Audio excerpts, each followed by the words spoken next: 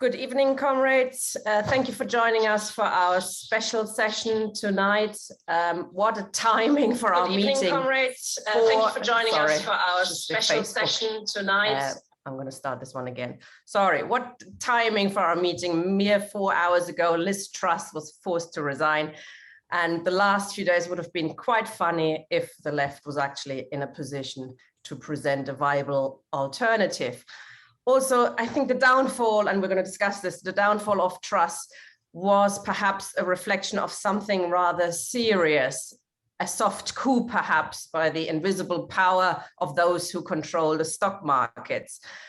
As an aside, and we're going to talk about this a little bit more in Redline TV on Monday, can you imagine how much worse this would have played out had Jeremy Corbyn been elected Prime Minister? He also would have faced not just the stock markets, those who control the stock markets, but also the full force of the secret state, the not so secret state, the media and the rich and powerful. And we were going to discuss this on Monday. As I said, I'll put the link in the chat later on. Tonight, we want to look at two key issues, really. The peculiarity or not of the crisis in Britain. Is it a reflection of international capitalism in decline, or is there something special going on here in Britain? I mean, we've had 5 prime ministers in 6 years. That is quite different to the rest of Europe and the world, really. Secondly, much more difficult with a wider variety of views is which way forward for the left in these tricky times. For a start, should we celebrate Truss's demise? In political fluid situations and crisis moments, everything is possible. Some things are more likely than others. Taking to the street seems a rather over-optimistic approach. But clearly something is going on. And so the fact that we've had 5 prime ministers in 6 years is clearly there is something going on. And they can't carry on ruling in the old ways. Should socialists call for a general election now, which would lead to a Starmer government? Or should we even campaign for a Labour government under Starmer? Would that likely make things better for the working class or worse? If not Starmer, who should we vote for? There's a myriad of small and smaller organizations who will probably stand.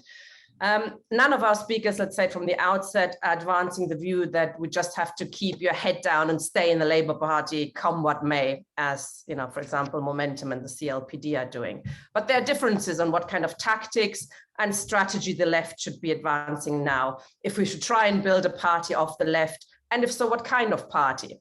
So we've got 4 speakers tonight who all have varying degrees of differences, and we want to explore them first with the speakers and then also with the audience. So we've invited our speakers to present introductions of 5 to 6 minutes each, and then we're going to have a few questions and answers. And then after about an hour, we're going to bring in comrades from the floor. We're going to start with Graham Bush, formerly editor of Labour Briefing and now also involved in Redline TV. Welcome, Graham. Thank you, Tina. So momentous times. You would need a heart of stone not to laugh, but we don't have the luxury for laughing for very long, because we on the left and the Labour movement face major challenges and difficulties. You're quite right. The establishment, the markets, the Bank of England have carried out a coup, a soft coup, against an out-of-control right-wing Tory government. It's not just Truss who has gone. Her policies have been thrown out. So the context, is it the international global crisis or is it a British particularity? It's both, of course.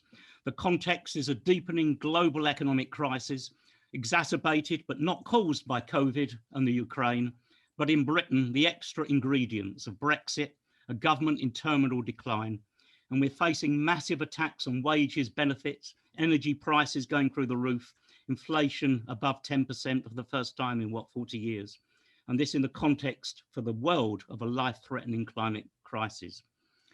And in Britain, this economic crisis is exacerbated by the political crisis. Firstly, of course, for the Tories, it's difficult at this moment to see a way back for them. So a Starmer-led government is now probable. The next election, possibly sooner rather than later, who knows, but that poses a crisis for Labour too. A Labour government will come to office at a time of acute economic crisis, wedded to an economic programme that puts it in direct collision with a trade union movement beginning to find its strength, forced into resistance. In that situation, it's possible, probable, that the relationship between Labour and the trade unions will face a strain, a tension that could transform that historic relationship. So look, the point I want to make is we face a contradiction. On the one hand, we on the left have been locked out of any position of power in the party. The establishment faction have had the fright of their lives with Corbyn, and they're determined to lock us out forever. That's the reason for the witch hunt, the destruction of party democracy, closing down of CLPs, prohibition of debate, imposition of candidates, removal of the whip from Jeremy. I find it very difficult to see a way back for the left in the Labour Party. I make that clear. On the other hand, broad sections of the Labour movement are desperate for a Labour government, and this will grow the longer the Tories cling to office. This desperation, a bit like in the 1990s, with it comes a desire for unity at any cost to get the Tories out. Whether we like it or not, the Labour Party still exists and still attracts mass electoral support. So it's not surprising that sections of the left are looking for easy answers. And my view is there are none. And those that are often delusions. We must challenge them. Now, I haven't got much time at this stage, but there's three main delusions. One is the view of people, comrades like Andrew Fisher and Owen Jones and Paul Mason, who try to chime in with this mood for unity, and they argue, or certainly Andrew has, and he's the best of them, that Starmer has slammed the door on New Labour. His conference speech shows that the left is winning. Well, this is actually nonsense. And I don't even have to say why to this audience. But this is a delusion that matters a lot. The main fight is set to be between the resistance from below and a Starmer government. And for sections of the left to peddle these illusions can only weaken, isolate, marginalise that resistance that is only just beginning to be built, and which must be built independently of any electoral considerations. Secondly, second delusion, CLPD stuff, business as usual, keep your head down, wait for the next opportunity, another delusion. But there's a third delusion. It doesn't matter so much because not many in the Labour movement are listening, but a lot of our audience are listening. And that voice says Labour is dead, the split has already occurred. If we try hard as if it's just a question of will, we can build a mass alternative to Labour by the time of the next general election. There's no such easy answers as that. I think that Gramsci summed it up for us almost 100 years ago. The old world is dying, the new world is struggling to be born, now is the age of monsters. So briefly, outline broad lines of approach. One, yes, campaign to bring down the Tories. Yes, fight for a general election. This Tory government has no mandate. Truss herself said that. They've tried to implement the manifesto, they couldn't do it. Above all, however, build the resistance on the ground. I have no illusions in existing trade union-led formations, nor for the most part in trade union leaders. But one thing is absolutely clear. There is no answer for the left without that trade union and community resistance developing. In the beginning, so our Bible tells us, is class struggle. That is always our primary orientation. And only on that basis of a growing resistance being built can we even begin to develop political answers. Build the resistance and for the moment orientate towards, where and if still possible, work within the Labour Party. Develop a left opposition connected at all times to the movement of resistance outside. Fight for political expression within Labour if we may, outside if we must. And just a quick word here about Unite's new leadership. Strong on industrial issues, winning important victories, but politically abstentionist, neither challenging Starmer within the party nor developing any political alternative outside, and at TUC conference actually supporting a resolution to pour more money into the arms industry. I'll finish with this. When the Labour Representation Committee was first formed, it was always our plan B to build the embryo of an alternative party of Labour. The moment for that has not yet come, but it's coming and we must prepare for it. Thank you very much, Graham. Comrades, on the platform, I'd urge you that if you could engage with each other rather than, sort of listen to what the other person said and pick up on bits perhaps where you disagree with, that would make for a more interesting discussion. Thank you very much, Graham. Okay, our second speaker is Roger Silverman, who's on the executive of the LLA, but also of the Socialist Labour Network, which has called for a conference, if I get it right, of the trade unions and don't pay, and enough is enough, to build a conference of resistance, build a new party. And I'm sure Roger will explain this more. Thank you. Right, thanks, comrades. Of course, we've had something like this debate several times in the last few weeks and months. And I don't want to just repeat my usual spiel. You know, I think the point is that we have to understand the extreme crisis that British capitalism is in, and that has affected all aspects of British life, British society, and British politics. And it's also particularly affected both the main parties, the Tory party and the Labour Party, both of which have undergone convulsions and a transformation. As Tina said at the beginning, we're about to get our 5th Prime Minister in 6 years, but actually, since whoever takes the leadership of the Tory party now, I would gamble on is probably on Sunak. But since that will only be, there's bound to be an election, I believe, within probably 6 months or so. And that means that since Labour will inevitably win, that means we'll actually have the 7th Prime Minister within 6 or 7 years, which is a mark of unbelievable instability. Britain used to be regarded as the most stable, sedate capitalist country in the world, but it's undergone. It was a haven of stability. But what we're witnessing is the chronic decline and the death agony of British capitalism. Remember, you know, once it was the workshop of the world, now it's losing and has really lost its last remnants of productive industry. Whatever is left is just really assembly plants owned by Japanese or Indian or other foreign companies, which had only nested here because it was a springboard into the EU. And now that it isn't anymore, they're on the point of leaving. And of course, Britain ruled an empire on which the sun never sets. And now, following of course, the collapse of the British Empire, has come the disintegration of the United Kingdom itself. Just one referendum away from losing Scotland, and quite possibly Northern Ireland too, in the not so distant future. So, you know, England and perhaps Wales, and you couldn't even be sure of that, would remain as a kind of offshore island off the European mainland, and really a relic and a tourist spot for some of the ancient relics. The monarchy as well, you know, the scandals of the monarchy are not some irrelevant sort of sideshow. They're not a trivial diversionary soap opera. It's the, as we'll see, I think, that with the demise of Elizabeth II, we've seen also the end of a whole epoch, a whole era, you know, of British domination, which really started with the first Elizabeth and ended with the second.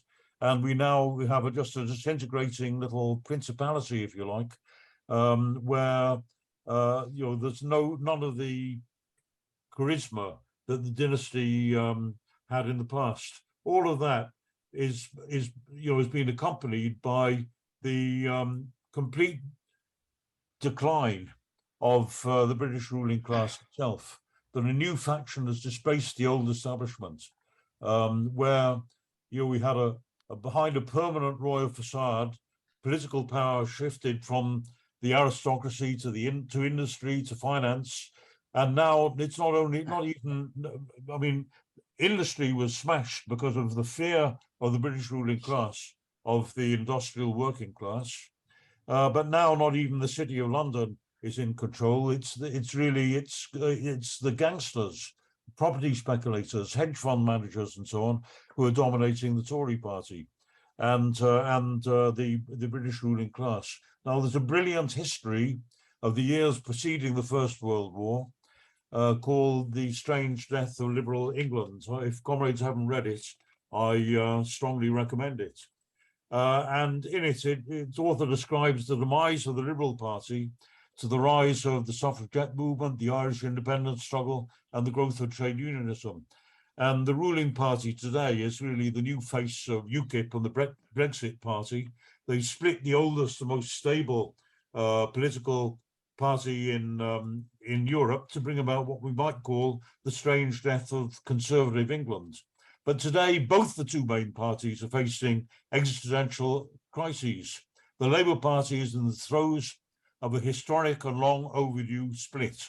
It's not a question of whether, it's a question of looking at the reality of what is happening now. It's a one-sided split. This is, it's absolutely clear. It's no longer, of course, there've been witch hunts before. We saw, again and again, we saw some of the Bevan group in the 50s.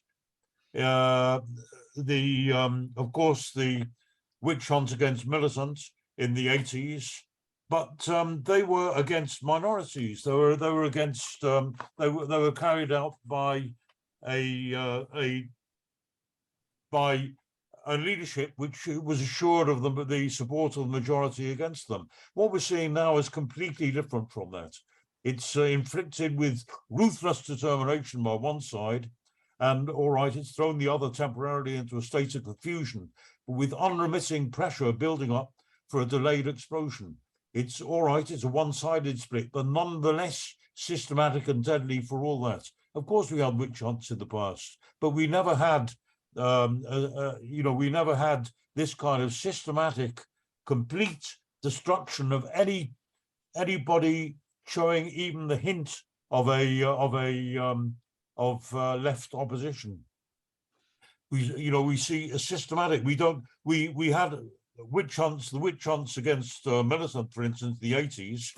We had you had rights. The Liverpool councillors had the right individually to go to the National Executive Committee and argue their case and defend themselves. When the Militant Editorial Board were expelled, Ted Grant personally was allowed 5 minutes to speak to the entire Labour Party conference in order to put his case. And that's the difference. We've had a complete purge where there's a complete systematic destruction of the left.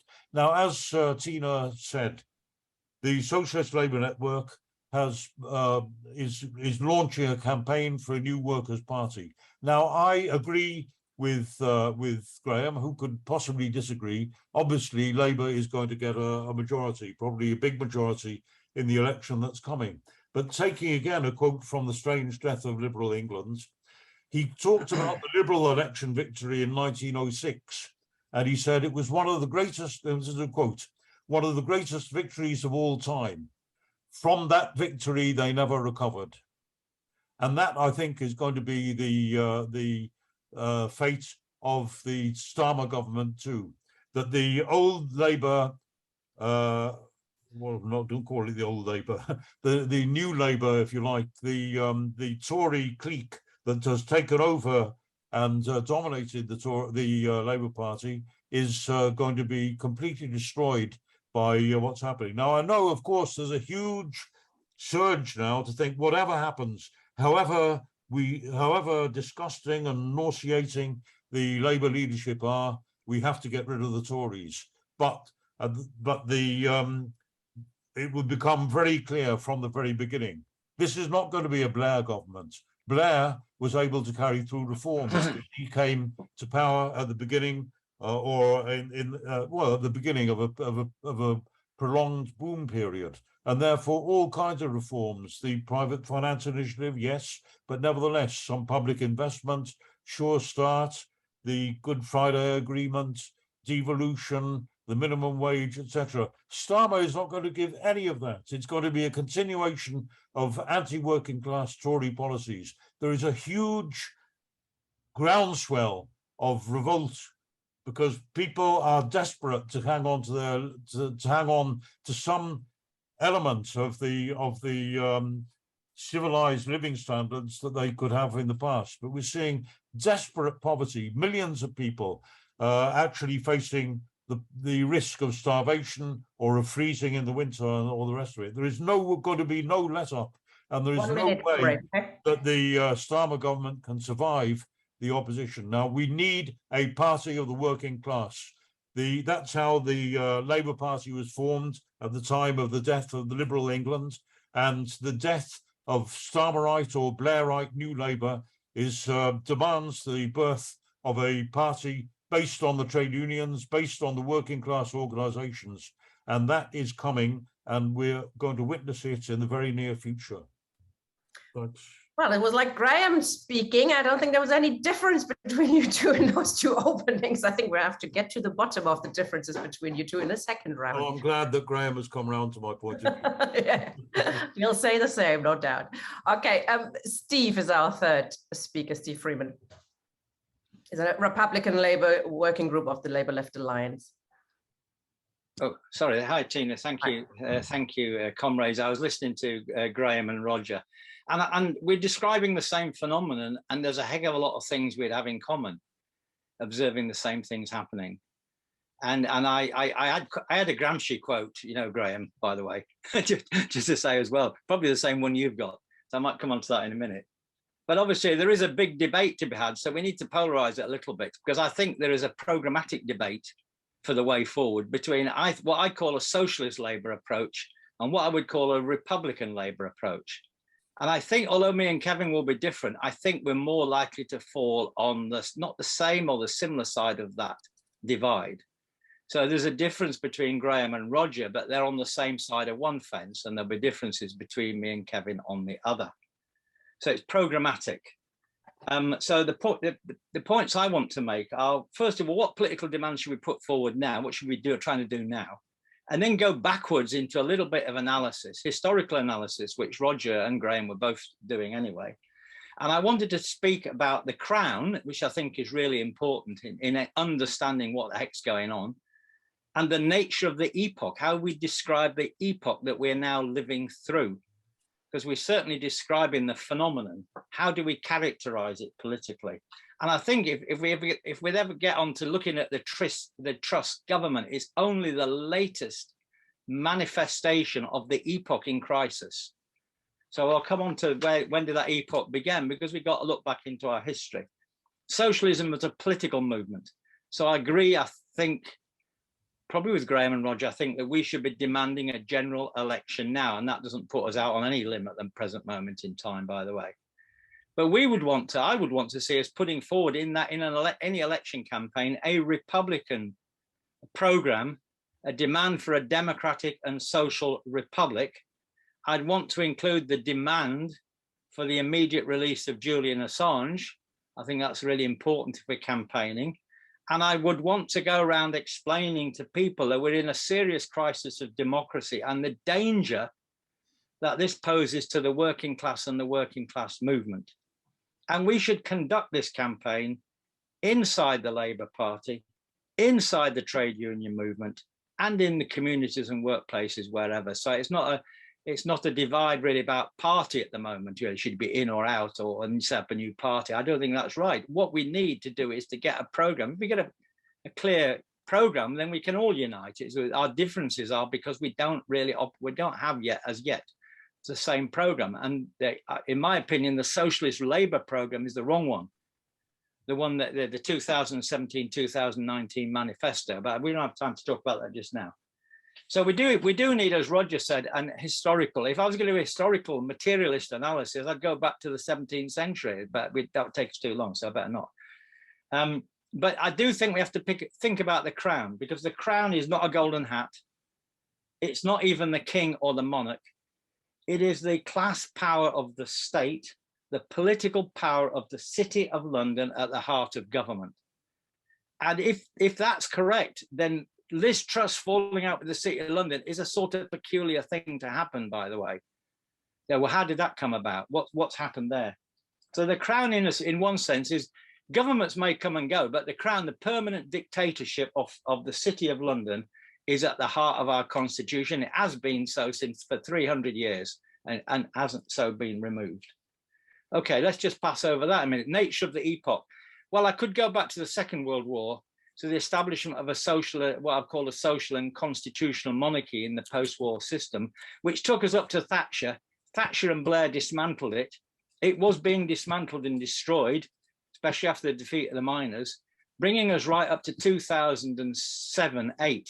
And at that point, we went into a new epoch, I would argue, an epoch of degeneration. The social monarchy, the post-war system, formally there, we still got an NHS, we still got a king, we still got a welfare state, but all more or less hollowed out and in total and utter crisis and decay. So that settlement sort of exists, it doesn't exist. It's 30 years to dismantle, with neoliberal policies have dismantled it. So the 2007-2009 social financial crisis broke the social monarchy, killed it. It's been broken by austerity. It was broken by Brexit and the Brexit revolution. And we're now in this degenerated state. So we've not just simply got a degenerated welfare state and a degenerated NHS, but a degenerated constitutional and political system at the moment. So we could talk about food banks, we could talk about energy, housing, all these manifestations of this period that we're now living in, of almost the collapse or the failure of the state. And so this period for me is characterized by a crisis of democracy, in that people don't think the political system can be used to solve their problems. Now that is incredibly dangerous, by the way, because some people say, well, we don't need parliament, let's have a strongman Mussolini, something like that. There's a big danger that one answer to the crisis of democracy is the growth of the strongman. Why mess about with democracy if it's so useless? Let's have a dictator. That's what I do see as a danger of a crisis of democracy. And of course, there's the degeneration of the two major established parties, the Tories and Labour. We've just watched the Tory party imploding, but it was only in 2019 that they won an 80-seat majority. I mean, we mentioned the numbers of prime ministers and all. I mean, this is a crisis in a terrible state, and the Labour Party has been in just as bad a state of degeneration with what's been going on, except that now power is going to kind of fall in Starmer's hands, it looked like, because the Tories have done so badly. So we're in an epoch almost of putrefaction. And I'll go back to Gramsci, borrow from Graham, because Gramsci talks about a contradiction. And in his prison notes, he says, the crisis consists precisely of the fact that the inherited is dying. We've inherited this social monarchy, it's dying, and the new cannot be born. This interregnum, this period that we're in, this interregnum, a great variety of morbid symptoms appear. Now, funny enough, Michael Gove used Gramsci's quote to explain.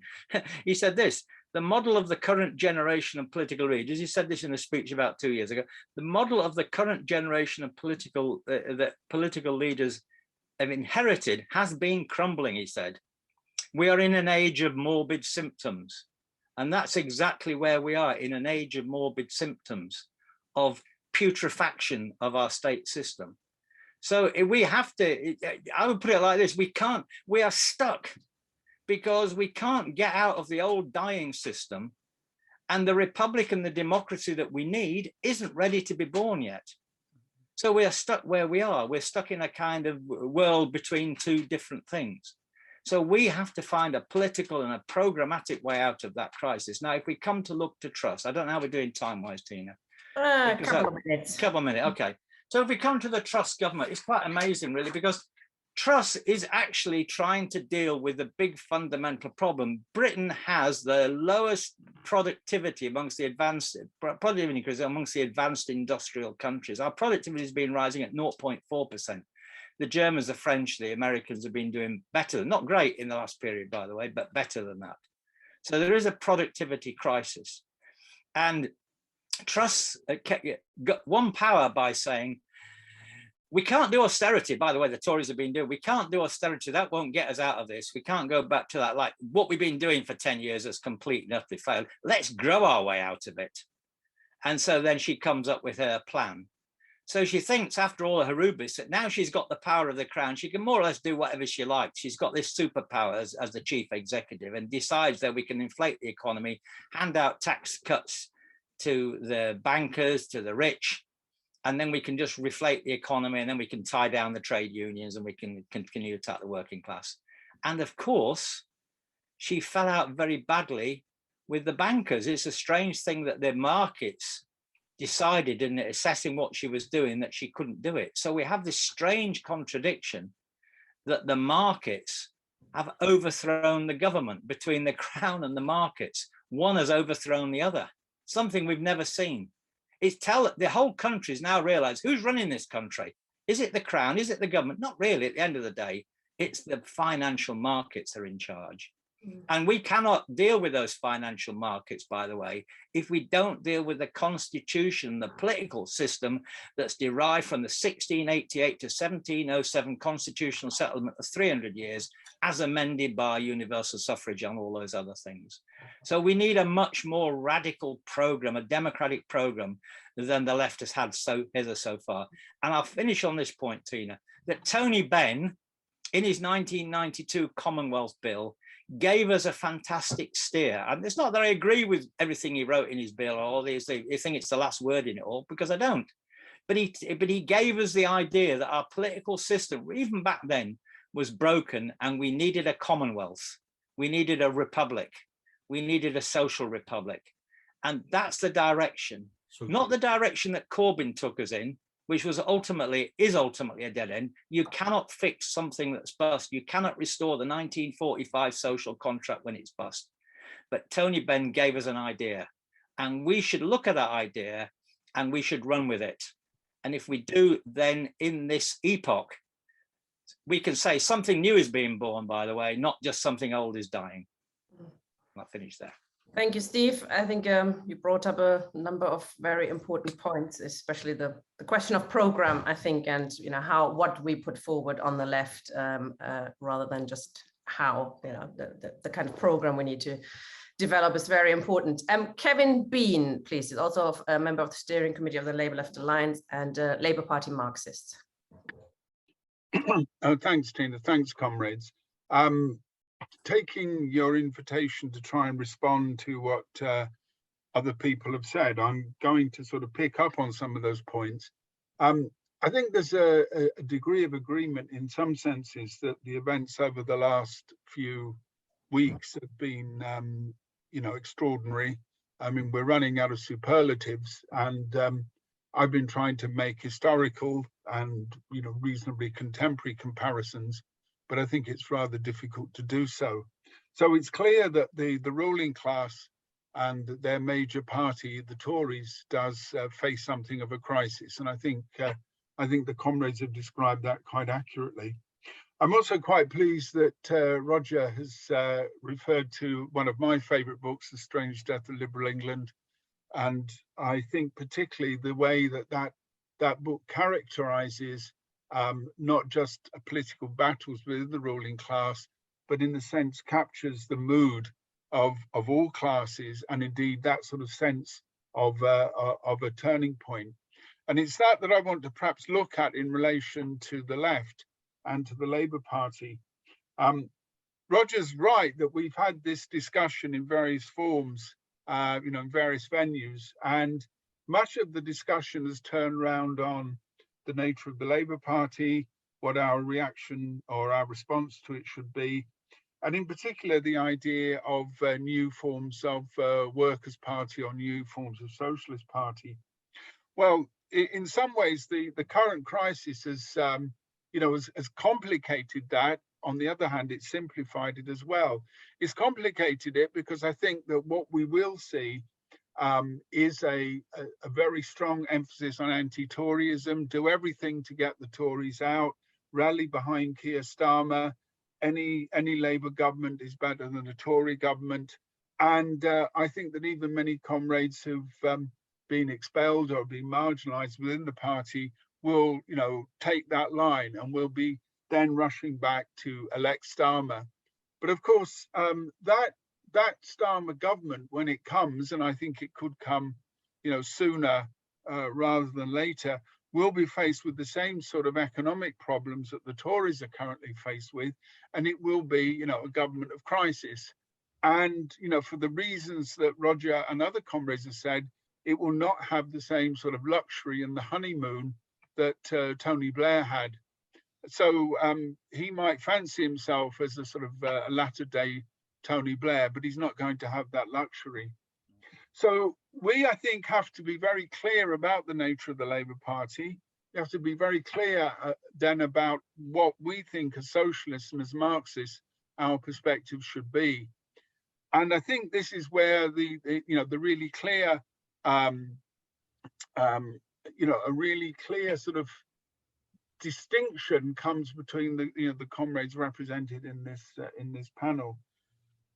I don't think that as it currently stands, the Labour Party can be ignored in as both a political force, as an electoral force. It will probably get a very strong mandate. It still has the allegiance of large sections of the working class.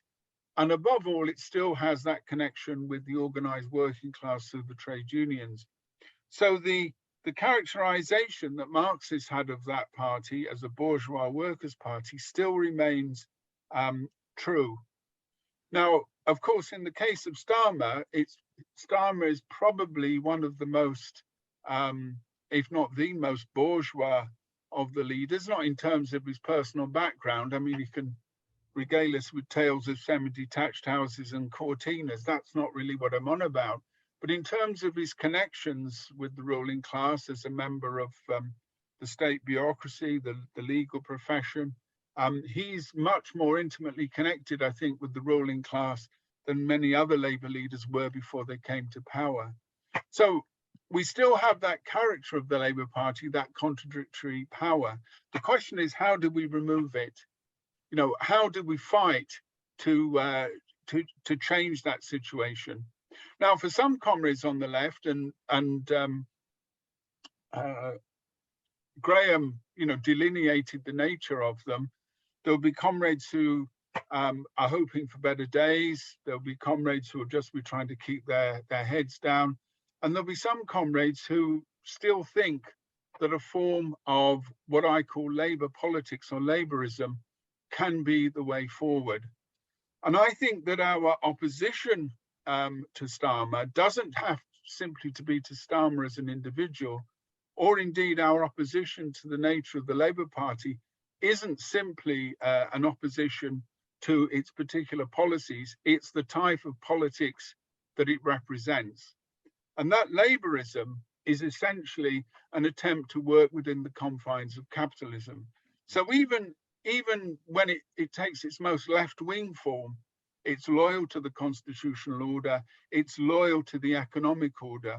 It argues in its most left-wing versions that order is very difficult to remove in one go, that it's very powerful, and that until we can build up mass support, we have to work within the confines of the system. So even the most left-wing representatives of that form of Labourism still are essentially working within the framework of the capitalist state. Since we're quoting, not a direct quotation, but comrades will have read Ralph Miliband's Parliamentary Socialism, and he makes the point about the constraints of Labourism and the way that Labourism ties us into both the parliamentary system, but also the economic system. And I would argue when comrades are talking about the Corbyn manifesto, about that being a socialist manifesto, it was a very limited document. I think that its limitations, for older comrades here who remember the Labour Party manifesto of '74, was far to the left of anything that Corbyn offered.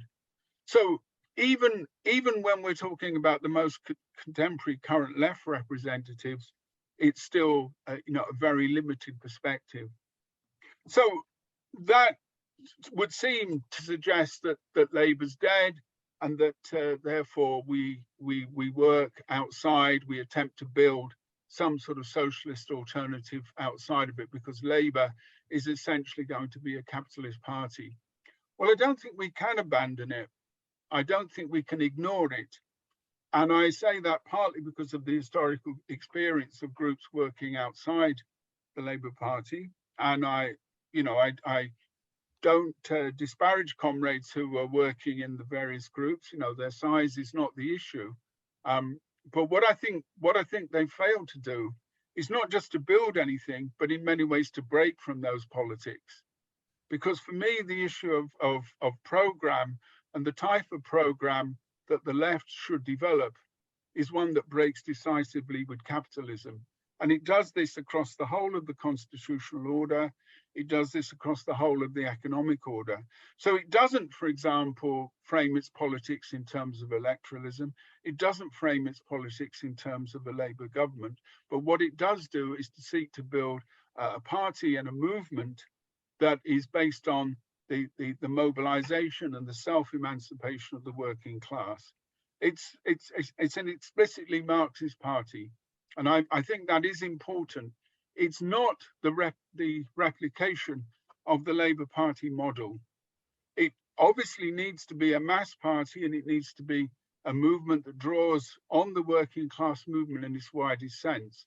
But it is one that has, I think, to be explicitly Marxist, because the nature of the crisis that we face, and the comrades have outlined that very well, both the political and the economic crisis in Britain, but more importantly, the international crisis. Comrades, alluded to that, and I think it's, I'm sure that they would agree that the dangers of war, the dangers of an international slump, certainly I think are now very great. And it means that we are, I think, in a rather different period. We don't, I think, have the luxury of the long boom. We have, to refer back to Roger's references to the strange death of liberal England, I think we have a declining capitalism, a capitalism that's been overripe for revolutionary change for at least a century. And the wave of revolutions that occurred in and around the First World War show that. But we also have another similarity in pattern, which is great power rivalry, imperialist blocs. And I think that makes our current crisis in Britain, a part of a much wider crisis and a much more dangerous crisis, which means that breaking with Labourism, remains absolutely crucial if we're going to develop that socialist alternative. Thank you very much, comrades. I think that was a very interesting first round. I'm going to ask each of the speaker one more question to develop some of the differences where they exist, hopefully. And then we're going to open up for contributions from the floor. So comrades, if you could keep your answers as short as possible. I know it's tricky, but we want to bring in the audience. I'm going to start with Graham again. And this is something that we have disagreed with each other about as well, which is the idea that we as the left now, and we agree on our criticisms on the Labour Party under Starmer, etc., but that you believe it's important that we continue, and now if there was a general election, that we campaign and argue and campaign for a Labour victory, which I personally find quite difficult to get my head around how that would advance the cause of the working class. I believe you think this would lead to illusions, the illusions of the working class into a Labour government being broken, etc. But does anybody actually have any illusions in Starmer? And if they're broken, what do we do with these broken illusions? Who's going to take that fight forward? The unions are led by bureaucrats, etc. Can we really rely on these illusions to create something new? And perhaps I've misrepresented your views, but I'm sure you're going to clarify that now. I'm not sure you have, actually, but I don't agree with the premise of your question. Is, do people still have illusions? I'm afraid they do, Tina. Do you think really the mass of the Labour movement has seen through Starmer? Oh, that were the case. Look, my position is that we have to do two opposite things at the same time. One, not a political inch to Labourism. Totally agree with all the speakers, clarified very well by Kevin at the end. Not an inch to Labourism, which is working within the confines of capitalism, both economically and politically, accepting the British Constitution. No, I speak like we all do here, I think, as Marxists. So Labourism is exactly what we have to fight against. So on the one hand, we fight politically against Labourism. But to say that we're somehow neutral between the parties, I think the implication of what Kevin said, and I sort of agree with it, is that the class character of Labour is that it's a bourgeois workers' party still, although I have to say that the degree of the bourgeois and the degree of the workers has shifted immensely towards the bourgeois and away from the workers, but we're not neutral. And I think a reasonable slogan on this issue is to say, bring down the Tories. It chimes in with that feeling in the Labour movement that enough is enough, and that we are facing with these level of attacks from the Tories has to be resisted. On the other hand, at the same time, we have to point out that especially now Truss, I mean, with Truss, there was clearly some political difference, programmatic difference between the parties. She, and I don't like to use this term and I can be criticised for it, she was the lunatic wing. But now we're going to get a Sunak, probably, who knows, or near offer, and Starmer. The programmatic differences become far, far more narrow. And we point out, and Roger was absolutely right here, that it won't be like a Blair government. It will be, the Starmer government will come to office in a period of acute crisis, what I said, but you put it better. And I love your quote from The Strange Death of Liberal England, from that victory, it never recovered. So too with Starmer. So we both advocate for bringing down the Tories at an electoral level. Of course, we can't be neutral. We don't even get a hearing. I mean, you know, on the other hand, we don't give an inch politically. I mean, what are you actually advocating, Tina, or those who agree with you, if you're saying we don't advocate? I mean, the choices actually at the next election, you don't like it and I don't like it, but the choices are some kind of Labour government or some kind of Tory government, or I suppose some kind of coalition, though that's unlikely, but it's possible. Now, are we neutral? I actually ask comrades, are we neutral between those two? Perhaps you are, I'm not. But it doesn't mean to say that I'm making any concessions to Labourism or Starmerism.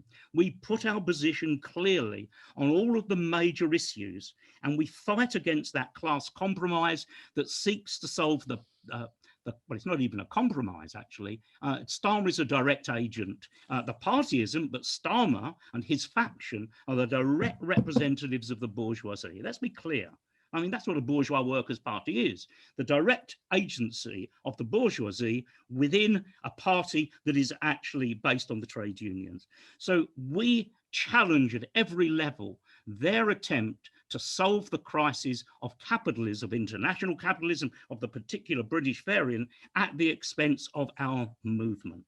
And I actually can't see the problem with doing those opposite things at the same time. And unless we do, either we don't get a hearing on the one hand, like if you like an ultra-left variant would be, or you go into this collusion and somehow Starmerism isn't no longer an attack on the left, which is absolutely crazy. And that's why I was so horrified when I read that kind of variant from Jones, Mason, and even my old friend Andrew Fisher that says somehow this is somehow different from Blairism. That's wrong, and we have to expose it. So I don't see why we don't do the two things at the same time. Yeah, sometimes you have to walk and chew gum. Thanks, Graham. I mean, some comrades are saying we vote for Tusk or we vote for whatever, whoever's standing in the ballot, and you don't have to choose between, you know, the two butchers. That brings me to Roger next, but thank you for clarifying, Graham. That is the question. I mean, your organization, the Socialist Neighbour Network, has called to on the unions and anti-cuts campaigns like Don't Pay and Enough is Enough to set up to have a conference and set up a working class party. Now, I have a number of problems with that premise. For a start, neither of them have any interest in setting up a party, and that is quite a crucial problem, I think. To add to that, don't pay is rather amorphous, a bit difficult to say who it is or what its program is. Enough is enough, and the unions seem to be quite happy to support a Labour government now, which will be probably the next government very soon.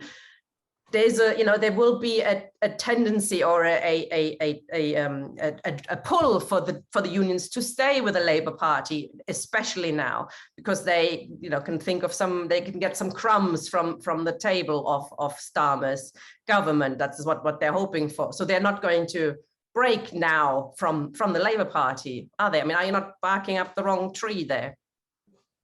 No. Well, of course, I disagree with you there, Tina. We're not. Nobody is expecting that the top levels of the trade union bureaucracy have got any intention of breaking from the Labour Party. But when you say that they don't want to, we're not talking about the tops. We're talking about a campaign throughout the Labour movement, and there is no question about it that the striking railway workers, the striking postal workers, the 750,000 people who signed up for enough is enough and so on, they want to see action. They want to see a real struggle against the ruling class and against the nightmare that capitalism is threatening them with. And from that point of view, they will not find a Starmer government is in any way helpful to them. As a matter of fact, it's so clear. I can't see why there's even any confusion about it or any doubt about it. Starmer has said in so many words at the last Labour Party conference, he said that we are not a left. Well, he didn't say we're not a left party. He said we are a centre party. Right, we need a left party. A centre party implies that they're in between two different wings. We need a party that represents the working class. The Starmer is not that. Starmer is not that. There is the Labour Party has been taken over at the top and in the parliamentary party by a clique of capitalist politicians. That's exactly the situation. Roger, just quickly, I mean, there is Tusk, there's Resist, there are all sorts of groups on a very similar political basis to what you're calling for. None of them are making any kind of big inroads. Exactly. Why do you think that could change now? How do you think that exactly? There's no. I mean, I'll be very happy to answer that point, but just if I could just make another point first. The point is that the Labour Party has been transformed. The party machine and the parliamentary party are no longer instruments in the hands of the working class. The rank and file of the party is a different question. The Labour Party, by the way, I mean, it's no time to go into this now. I don't think comrades have understood correctly what Lenin meant when he talked about a bourgeois workers' party. He made that point in the course of a polemical campaign, precisely, by the way, to convince the fledgling Communist Party in Britain to affiliate to it. He was making a polemical concession, if you like. I'm going to write something about that, which I haven't got time to develop that point now. But it was a workers' party. It was a party absolutely formed by the trade unions to defend and protect the interests of the working class. That was exactly the situation. And although it was led by traitors and cowards, as is recorded and immortalized in the red flag, in the anthem of the party itself. Nevertheless, the point is that they had to make concessions. They had to justify their policies as steps towards the creation of a socialist society. But that completely changed with the Blair takeover, and it's not for us to say that. The ruling class themselves did. Because it was New Labour was the party of the ruling class. It was the instrument, the chosen instrument of the ruling class from 1994 to well, up until the time of the crash in 2008, when they dumped Labour, when they dumped Brown. You could not imagine a Starmer government complaining about being resisted by a strike of capital, as Wilson did, or as George Brown did, complaining about being undermined by the Gnomes of Zurich. You cannot imagine that the possibility of military coups being prepared as a serious threat, as happened in the 60s and the 70s. You cannot imagine trade union leaders of strikes having beer and sandwiches at 10 Downing Street under Starmer. There is a qualitative change that has taken place. And therefore, well, okay, but then I can't quite answer your point. I'll come back later. But the point is there are two parties. It's a workers' party with an alien bourgeois party grafted on top. And Corbyn never took over, the left never took over the Labour Party. They took over the membership, but they did not begin to make any inroads into the parliamentary party or the bureaucracy. And that's the reason why they were defeated. So I'll come back later, I hope, on some other points. Yeah, not quite sure you've answered my question, but okay, you've answered what you answered. Steve, rather less controversial on your point. I think all speakers agreed, you know, we should campaign inside, if we can, inside the Labour Party, maybe apart from Roger, and outside. And you made that point as well. The question of the affiliation of the ongoing affiliation of the trade unions to the Labour Party, and the lack of a democratic electoral system, the first past the post system, however, makes it very, very difficult for a left-wing alternative outside the Labour Party. Should the left, and I know you're going to say yes, but could you explain why the left, let's put it like that, should fight for, you know, a more democratic electoral system? And I think you kind of, I think you have that position. I have that position for sure. That this is that's not a distraction from the class struggle. It is part and parcel of actually getting us to a position where we can take on the Labour Party and break the working class from Labourism.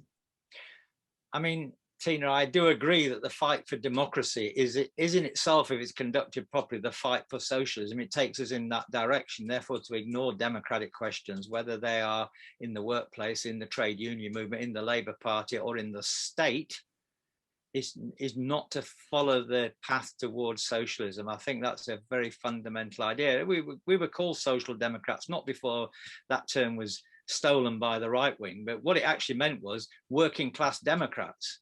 And that's our politics, the politics of working class democracy. And it addresses bourgeois democratic questions and trade union and labour movement questions as well, questions in the workplace. So I think that fight, the question what we have to work out is exactly what are the best democratic demands. I know at the moment PR is something that's come up, but I actually wonder whether the House of Commons should be kept. Why do we want to reform the House of Commons? Should we get rid of that and have something different instead? You know, why is that? We have a Parliament for England instead of that completely corrupt and rotten. I mean, it's a farce. So why do we want to reform that? So I do think PR, by the way, Tina, and I agree with this, is more of a more democratic way, and it would allow the evolution, I do believe, more working class politics. So in principle, the socialist movement has been in favour of PR. It's just how we think about it in the total package of democratic demands that we want to put forward. And my difference with the socialist Labour approach is it doesn't really do democracy at all, politically and constitutionally. The essence of socialist Labour is still the 1945 social monarchy. That is still the high point of it. And that was right until Blair came and took away Clause 4. And at that point, that programme left the Labour Party, turned up again in the Socialist Labour Party, turned up again in the Socialist Alliance, turned up again in Respect, turned up again in Truss, and turned up again in Left Unity, until Corbyn turned up and it came back inside the Labour Party. It's still the same programme. Corbyn was promising to reform capitalism. And that was very popular, by the way, because capitalism's so shit that millions of people would like to see it reformed.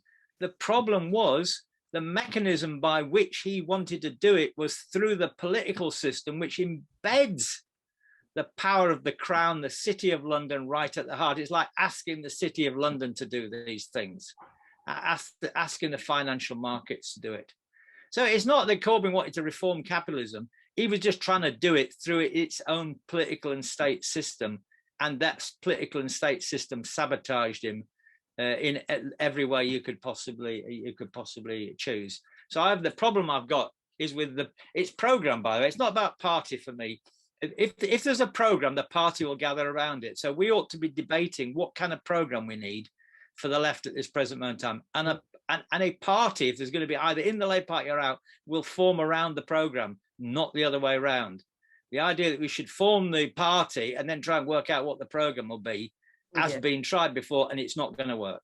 I've seen a few people argue for that on social media. I can't see how that would work either. Kevin, you're the last speaker, and on that question, on the question of programming, you were the only one actually who mentioned Marxism in your introduction. I was going to pick you up on that.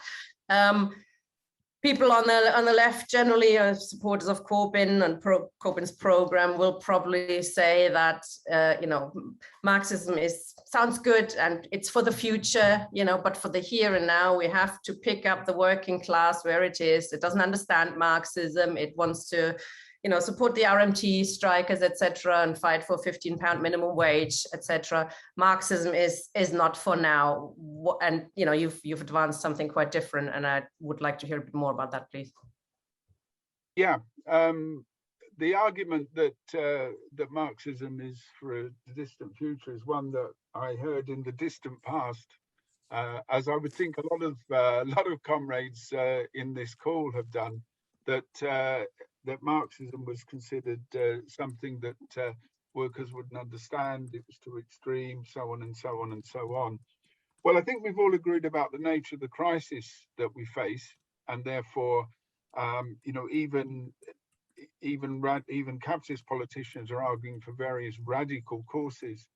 My argument about Marxism, and particularly how we build a mass Marxist movement, is that simply we have to present that type of program, and that halfway houses and limited versions of it or immediate demands, I think, are insufficient. And I think that is partly based on historical experience. There have been a whole series of movements in the last 100 years or so that have adopted different approaches, but I think that unless we have a very clear program of overthrowing capitalism, and particularly the linking that to the ending of the constitutional order, which Steve has talked about, then I think we are still going to find ourselves very much in that sort of half and half position of Labourism. I think that I think that the working class can be one to Marxism. I think that a Marxist program, particularly in terms of talking about the nature of capitalism, talking about the issues of war, and above all, the socialist revolution internationally, will get a hearing. What I think won't get a hearing, because I think it will disillusion people, will be simply more reformism, more of the same. If, for example, the Corbyn government had come to power, and I very much doubt it would, but Tina, you'll be discussing that on Monday, and that will, I think, be interesting. Then I think that, like many other left governments that have come to power, trying to use the framework of the capitalist state, it would have come a cropper. It would, in fact, I think, have had to have turned on the working class. There's a whole history of left governments that have done that have failed to take the struggle forward. So the sort of program I'm arguing for is not an electoral program. It's not a program of incremental changes.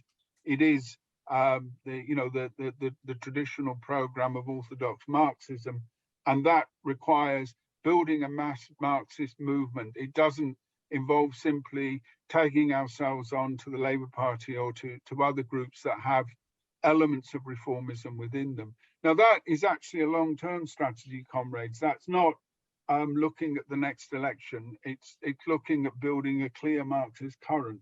And I know that the comrades on this call will support that. They will just argue about timescales and the ways to do that. My argument is that the approaches that have been adopted by many on the left internationally since I think the 20s have often led to dead ends. And I don't say that with any I'm not pretending that, for example, I have some magic answer, but what I do have is an argument that without that sort of break with capitalist politics, then we would be simply doomed to repeat those mistakes. And we've seen the dangers, and I think the dangers grow ever more present. Comrades know that, and they've explained them very well. They've explained the morbid symptoms. Our job now, I think, is to transform that and to put forward programs of change that can do that. Thank you very much, Kevin. I'm going to bring in comrades now from the floor. The first person was Marion. If you could switch on your camera. Yeah, oh yeah, you've got problems with my camera. But the first thing I want to say is that I don't want a new reformist party. I want, if anything, I want a revolutionary party, because unless we use revolutionary methods and unless we have a revolution, the same old crap will appear time and time again. We need fundamental change so that people can have control of their own lives, and we need real democracy. So I've been thinking, I mean, I know in the past we said Labour to power on a socialist programme. I think we need to say Labour to power on a Republican Socialist Party, and with a big thing on democracy. Because unless we get rid of the House of Lords and the House of Commons and actually have, I don't know whether you want to call them Soviets or what, but where there's real working class control over their lives and their communities, then we're gonna fail. And I've been following some in the chat, and I've got no illusions in Keir Starmer, but I think you've got to be a bit more careful than some of you are, because he could run circles around you if you just think he's not going to offer some reforms or do some things, because he may have to. They may offer more reforms than some of us think they may. So that needs to be taken into account. And also, we have to look at the consciousness of ordinary working class people. I was in a taxi today when I went to the dentist with Anthony, and the taxi driver said to me, I'm glad she's out, but we need a Labour government. So a lot of people still have illusions in the Labour Party. How do we break them from that? And this is where I think programme is very important. We have to have a series of democratic and transitional demands so that we can start to change the consciousness of people. And I think we do need to have a longer debate about what kind of structures do we want, what kind of things are we fighting for. But we also have to recognise the scale of poverty in this country and across the globe, because over the last, since Thatcher and Reagan, the internationally, wealth has gone from the ordinary people to the rich, the one percenters. So we have to have something to say about that. The other thing is, I would say vote Labour in every constituency unless someone has been bureaucratically expelled and decides to stand, or in certain situations where there's a left winger. I think that's important. And we should be fighting for real democracy in our trade union movement, because if you look at Starmer's thing at the TUC today, I didn't catch all of it, I caught some of it. He's making an appeal to them, and he's offering certain things. Now, whether he delivers on that or not, he's making certain gestures at the moment. But we don't just say that. We fight and we place demands on the Labour leadership, like we do our own trade union, and we fight within our organisations. The other thing is, we have to take up this question of what they mean by growth. You know, we need a debate about the economy and things like that. Because by growth, they mean just increasing GDP. Well, there's a lot of issues with that. So there's a lot we need to do. But the key thing is we've got to fight for more control and democracy in our lives. And I think that people want that. People have been, I mean, today people have been talking more politics in this country than I've seen for a long time. So there's beginning to be more interest. We have to do that. But the key thing we've got to do is how are we going to change the balance of class forces in this country? Reformism has no solutions long term. And internationally, I agree with Kevin on this. Internationally, these processes are unfolding in every sector of the world, and we have to be aware of that. And there are real dangers of a third world war. Yep. The war machine is, so we need to have an idea on that, and we have to explain what the war in Ukraine is about. And I'll finish on that because I think a lot of the left have got that one wrong. I agree with you, and it is very worrying that the TUC has agreed to spend more, you know, to call for more money for the war and defense budgets. That is, shows you a little bit where they are as well. Thank you, Marian. Phil, next, please. I think he's volunteered to write the Marxist program for the new party. Definitely not. Right, my first point is that Starmer's definitely going to be Prime Minister within the next 2 years. Like, based on current poll averages, there's a 99% chance of a Labour majority, 1% chance of Labour being the largest party, 0% chance of a Conservative government. Like, unless they really pull things around, it's going to be one of the biggest majorities ever. So, I mean, look, we've got an environmental crisis, we've got an inequality crisis, productivity crisis, globalization crisis, and in this country, very real prospect of Sinn Féin governments in the north and south and a referendum on Irish unity. There's a significant chance the SNP will be the official opposition in the next parliament. So Scottish independence isn't going to go away. Our democratic system is totally incapable of representing, handling or resolving these crises. We've got a two-party system which is supported by the voting system and the monarchy that gets to ask someone to form a government. These three things are all linked together, and it's a system that's been creaking for decades, and it's just falling apart now. Both the major political parties are in crisis, and the government as a whole is in crisis. So, and it's probably going to get worse. So I don't know what anyone is waiting for. We might talk about what needs to be done, but when it needs to be done is straight away. Start preparing. In a few years, we're going to have a terrible Keir Starmer government that none of us are going to like. Do we wait for it to happen before we start organising, or do we just start straight away? It's certainly going to happen, and the sooner we start organising, the better. I tend to agree with some of what Steve said, particularly. This is a democratic issue. I mean, I think a lot of the economic issues are really important, and also a lot of them now have huge public support, like nationalising some stuff. That the public would be right on board with that. But the first thing to confront is the voting system, because until that changes, we're not going to get any of the other stuff we want.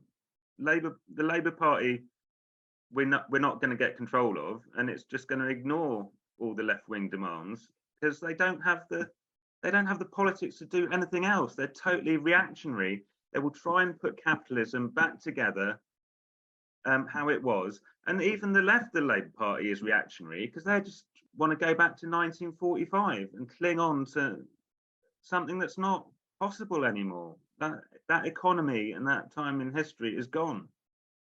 We can still do left-wing stuff, but it's not going to come from the Labour Party because there's not the political perspective in it. So yeah, I think we need to push the democratic question, and I think the way to do that is to stand in marginal constituencies and say, unless the Labour candidate supports electoral reform, we will try and take 5% of the vote off you, and we'll try and screw your career up. Like, we don't owe these careerists anything.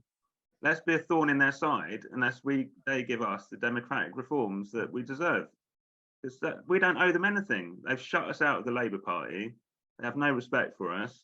And it's terrible for the country. Like, people don't have any faith in the electoral system, and quite rightly.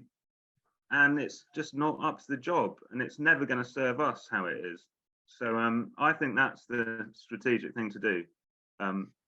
Make a lot of noise about standing in marginals where 5% matters in a marginal, and say, unless you publicly support electoral reform and a few other key issues like nationalise the railways to get a left agenda there, keep it simple and concentrate on the democracy thing. What about the left? But it has stood though in those seats. I mean, it tends to be around, if it gets 1%, it's lucky, and I'm under no illusions that we will get huge votes, and there's no way the left will win any seats in the next elections, but you can start to make a noise, and it's also to encourage people doing stuff locally where people are well organised locally. Start getting some council candidates elected and build credibility. This will take 20 years. Like, before the Labour Party was reformed, there were 20 years of the ILP and other socialists winning council seats. They had 600 councillors by the time the trade unions finally split from Liberals and started backing a socialist Labour Party. I thought you're going to organise now. Now you want to wait 20 years. We've got to get on with it. The longer we wait, the longer it will be before we get anywhere. Thanks. Yep, well, we have to explore ideas for sure. Thanks, Phil. Nick, please.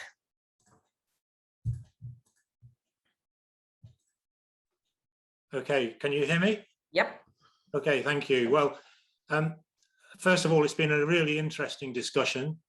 I've enjoyed it, and I've agreed with a lot of what people have said, but I'm going to concentrate on a few points rather than take up where I might have particular disagreements on significant things. But just taking up Phil's last point, I think we can all understand the frustration of people who are seeing what's going on and seeing the inability of anything positive coming out of Starmer and the leadership of the Labour Party. And that, I think, having been there many times myself over the last 25 years with Socialist Alliance, Respect, Left Unity, Tusk, it's the impetus to do something. We've got to do something now. And in a sense, we do have to do something now, but the important question is what?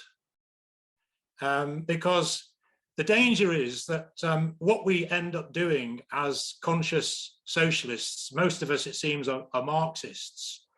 But the danger is that we just run around like headless chickens, making ourselves feel good by being active. And I'm afraid that that does not work. I agree with Phil in terms of the perspective that nothing is going to change overnight. But let's take that. It's going to take a long time to get from where we are at the moment to where I want to be. And that's where Kevin was talking about what I want to see, because I think it's absolutely essential. I want to see a mass Marxist working class political party. And that's an important difference. It's not just a mass working class party. We have that at the moment. It's a mass working class party based on Marxist politics. And this goes back to the question of why is it that so many Marxists don't call themselves Marxists, don't call themselves communists, don't actually argue for fundamental change? Why did in the Labour Party over the last 5 years so many socialists simply reinforce what Jeremy Corbyn was saying rather than articulate a much more fundamental break that is necessary with capitalism? Reference has been made to Ralph Miliband's book, Parliamentary Socialism. It's a very good book. It's not particularly theoretical, but it actually points out the cycle that the left has gone through repeatedly, again and again and again in the Labour Party, of essentially putting the demand for the next Labour government before the question of building a force for socialism. And that's what we're constantly faced with. So we, in my opinion, need to have a discussion about programme. That comes first. If Roger's project is successful and they get 2,000 or 4,000 or 20,000 in a room, the programme that will emerge from that will not be a revolutionary socialist programme. It will be a programme of some form of social democracy, some form of trying to change capitalism, tinker with it a bit. Because at the moment, the ideas for fundamental change do not have a substantial basis in society. For the last 30 years or more, socialist ideas have been forced back. They've retreated, both within society generally and within the Labour movement. And what it needs is those of us that think that we are Marxists and agree about basic Marxist ideas. I've set some of these out in a recent article on a website called Talking About Socialism from a Marxist point of view, if people want to see what I say about it. But if we agree on the basic ideas that we can't look to the capitalist state to change the way that the world is run, we can't look to leaders, we've got to do it as a class ourselves, then we can begin to go out and we can talk what I believe is actually common sense. If you take Steve's points, and I do have some disagreements about the emphasis that Steve puts on democracy as opposed to socialism, I think the two have to be merged. But if you think about, what is full democracy? How can you have full democracy unless you've got common ownership of the means of production? You've got to have economic democracy to have full democracy, because otherwise the people that own and control the means of production will always be able to abuse or use their position in order to foist their political agenda. So what we need now is Marxists to get together and to discuss how to build a force for Marxist ideas. And that's the most important thing. A political party has to stand for something. The Labour Party stands for getting into government without getting into power. We have to stand for changing, fundamentally breaking with the profit system. And we should be proud about that and bold about it and confident about it, because everything that is wrong with the present way that the world is run, whether it's poverty, inequality, war, climate change, everything comes back to the private ownership of the means of production and the running of the world for profit. And when we challenge that, I think we will get an ear and an echo in the working class. But we need to be together and organized, and we have some sort of structure and some sort of public face. Essentially, we have to build that party. And that means speaking to people both inside the Labour Party and outside, in the trade unions, in the community, and putting forward very simple but powerful arguments for fundamentally breaking with the system that is killing millions of our class every day. Thank you very much, Nick. Yes, I agree with a lot. Terrible times demand radical solutions for sure. Thank you. Carol, please. Hi, thanks, Tina. We've seen in Sri Lanka what happens when you have an uprising, but you have no political program in place. Those people are now suffering worse oppression than they were before. We have regular updates from Saranapala on this, and really they're really suffering now. They brought in the Anti-Terrorism Act to allow people to be detained for 90 days without charge and so on. So there's worse oppression now because the only thing they had was go and just to get rid of the president, but they had no plan. So my question is actually to Steve. Can Steve explain a little bit more about what a democratic social republic would look like? What is the vision? What is the vision of a democratic social republic? Thank you, Carol. And I think Marie also had a question to Steve, so I'm going to take you next. And Steve and all the other comrades can sum up. I should have said that actually we're trying to finish the round of contributions from the floor so that we have some time to bring our contributors back. We're trying to finish this meeting by 8 p.m. So Marie, hi. Thank you. Does that mean, Tina, does that mean there is a continuation to this meeting at some stage? I'm sure we'll talk about all this stuff again and again and again and again. Sure. Right, but so I want to bring in the panelists at the end. That's what I meant. Sorry.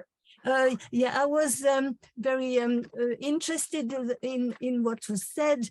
I agree with what Steve said about the having a program and getting now programmatically outside the constitutional monarchy seems to me the sensible thing to do, since in the constitutional monarchy you are under the discipline of all the state apparatus. The thing to do surely is to break out of that. So the perspective of the Republican Socialist is, I think, to be programmatically favored and treasured and organized around. But then I would like to Steve and Kevin to explain a bit more to me. Is there a conflict between Marxism, developing a Marxist tendencies in the Labour Party, as I think Nick was talking about, perhaps? Or is there a conflict between that or making Republican tendencies? And can't the two things be the same? Because is there a contradiction between Marxism and Republicanism? That's my thank you, Marie. I mean, Marx said, fight for extreme democracy, and republicanism was his part of his program for sure, but we'll bring the panelists into that. John Ryman, please. Okay, so, here in the United States, we have a crisis that is similar, although in many ways different from what you're going through there. But here, you had for 4 years, the overwhelming mainstream of the capitalist class had lost control over its presidency. I'm talking about when Trump was president. Not only that, but they have actually lost control over their preferred party, the Republican Party, and there was a huge crisis in that party that was fought out for several years, and the capitalist class lost because they don't want Trump and all the lunatics and some of them outright fascists around him. They didn't want them to control the Republican Party. And because of lack of time, I can't develop this point in any depth. But one of the main points I did want to make is it seems to me that a fundamental question that really needs further discussion is what is the mood and the consciousness of the working class? Because we can talk about what we need and program and all of that all we like, but if we don't start from that point of view, then the talk isn't much more than just that. And as an aside on this question of a mass Marxist party, I mean, here we desperately need a mass working class party on almost any program. And of course, we don't leave out the issue of program and the need for a socialist program and so on, but it's not either one or the other. One fundamental factor which has been avoided like the plague here in the United States is that the working class itself is in political crisis. The majority of white blue-collar workers support Trump, and his support does not go does go well beyond that within the US working class. And I would also note that a willingness to take industrial action, that is to say strikes and even very militant strikes, does not necessarily contradict this. It was about a year ago, I was involved in a very militant strike of carpenters up in Seattle, and the majority of those carpenters were Trump supporters. And They were Trump supporters before, they remained Trump supporters during the strike, and they're still Trump supporters. So it shows to me that that confusion does exist. It shows it's not irreversible, but also that clarity is not inevitable. And incidentally, I don't want to paint it in just black or white, rather yes or no pictures, because it's not all one way, especially amongst Black women workers. There is quite a bit of political clarity, but it is a major factor that must not be ignored. And I want to emphasize again, it's not irreversible, but it's a huge mistake to ignore it. Now, Steve Freeman, for instance, said that there is a mood for a strongman in Britain. That certainly is the case here in the United States, not just for a strongman, but for a lunatic strongman. And incidentally, this issue of quote democracy, meaning bourgeois democracy, is also a huge one here in the US now. And so I have to wonder, because bourgeois democracy certainly is better than Bonapartism or one-man dictatorship or one-person dictatorship. And I have to wonder whether there's not a similar development also in Britain. Why, for example, were there not mass protests against the witch hunts in the Labour Party? So, and also there seems to be general agreement that the building of a new mass working class party in Britain is not really in the cards right now. Is that not a symptom of the mood and the consciousness that exists in Britain? Just a couple of points and then I'll finish on perspectives for a Starmer government. And somebody said that there's 0% chance of a new Tory government in the next elections. Well, you know, I would say with about 5% difference, that was my attitude in 2016 about Trump getting elected. It was the attitude of a lot of people. Also, Britain is not the United States, but the overwhelming majority of socialists, when Biden got elected, the overwhelming majority were predicting that Biden would follow neoliberal austerity policies. And he did just the exact opposite. And again, Britain is not the United States. 2020 is not 2022. But I've learned over the last 5 or 10 years to be a lot less definitive in what I see coming. Thank you, comrade. I don't think Steve or anybody else is talking about bourgeois democracy, I should say. I think Marx was a very big fan of democracy, and he always said that the battle is for, we have to win the battle for democracy as the working class, because maximum democracy is socialism, basically. Could I just clarify what I meant about that? Go on, Ed. Yeah, I mean, bourgeois democracy doesn't solve all problems. But as I said, it's a hell of a lot better than Bonapartism or than dictatorship. That's my point. And I do think that we have to fight against the attempts to introduce that sort of dictatorship that Trump represents. Yes. Thanks, comrade. Okay, we've got 2 more speakers from the floor, and then we're going to bring the panelists back. It's been a very interesting discussion so far. Thank you very much for keeping on time and stuff as well. Hello, Harry. Hi. I mean, if we were to take a step back and take a look at what really was the demise of Boris Johnson, Johnson post-Brexit was failing to deal with the ensuing crisis that was in Britain. And particularly things like trade, opening up a whole new era for British capitalism, to the point, even things about bringing migrants in from Europe to deal with the employment problems.